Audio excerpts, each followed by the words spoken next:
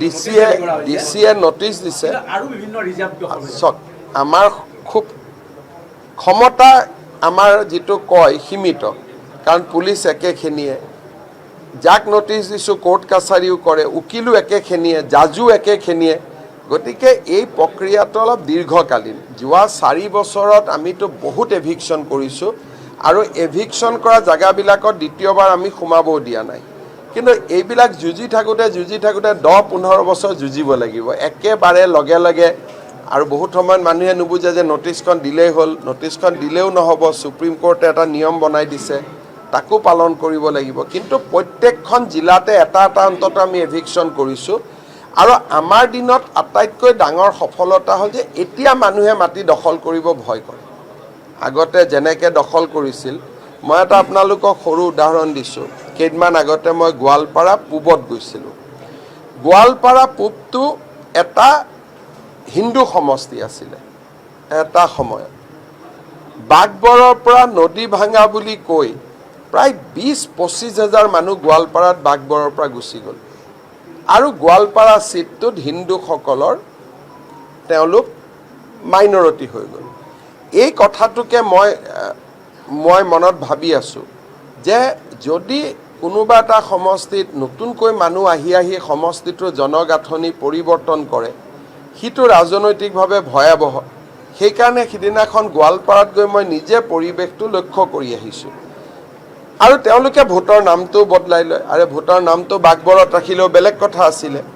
যদি ইজনে সিজনৰ প্ৰতি আমি সন্মান নেদেখুৱাওঁ আৰু মানুহে যদি ভাবে যে আমি দখল কৰোঁ তেতিয়াহ'লে অসমৰ পৰিৱেশটো বেয়া হ'ব কিন্তু বাগবৰৰ মানুহ যদি বাগবৰতে থাকে জনিয়া মানুহ জনিয়াত থাকে নলবাৰী মানুহ নলবাৰীত থাকে তেতিয়া এই সংঘাতটো নোহোৱা হৈ যায় এই কথাটোকে মই আমাৰ সংখ্যালঘু নেতাখিনিক বুজাই থাকোঁ যে আপোনালোকে অলপ কিছুমান কথা বুজক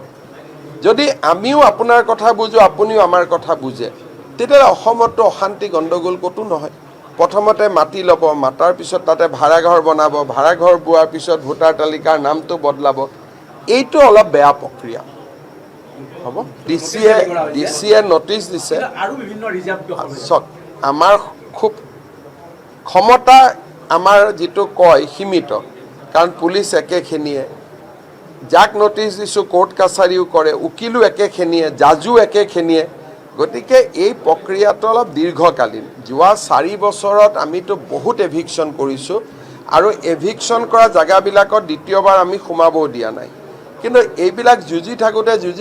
10-15 বছৰ যুঁজিব লাগিব একেবাৰে লগে লগে আৰু বহুত সময়ত মানুহে নুবুজে যে নোটিছখন দিলেই হ'ল নোটিছখন দিলেও নহ'ব সুপ্ৰিম কোৰ্টে এটা নিয়ম বনাই দিছে তাকো পালন কৰিব লাগিব কিন্তু প্ৰত্যেকখন জিলাতে এটা অন্তত আমি এভিকশ্যন কৰিছোঁ আৰু আমাৰ দিনত আটাইতকৈ ডাঙৰ সফলতা হ'ল যে এতিয়া মানুহে মাটি দখল কৰিব ভয় কৰে আগতে যেনেকৈ দখল কৰিছিল মই এটা আপোনালোকক সৰু উদাহৰণ দিছোঁ কেইদিনমান আগতে মই গোৱালপাৰা পূবত গৈছিলোঁ গোৱালপাৰা পূবটো এটা হিন্দু সমষ্টি আছিলে এটা সময়ত বাগবৰৰ পৰা নদী ভাঙা বুলি কৈ প্ৰায় 20-25 হাজাৰ মানুহ গোৱালপাৰাত বাগবৰৰ পৰা গুচি গ'ল আৰু গোৱালপাৰা চিটটোত হিন্দুসকলৰ তেওঁলোক মাইনৰিটি হৈ গ'ল এই কথাটোকে মই মনত ভাবি আছোঁ যে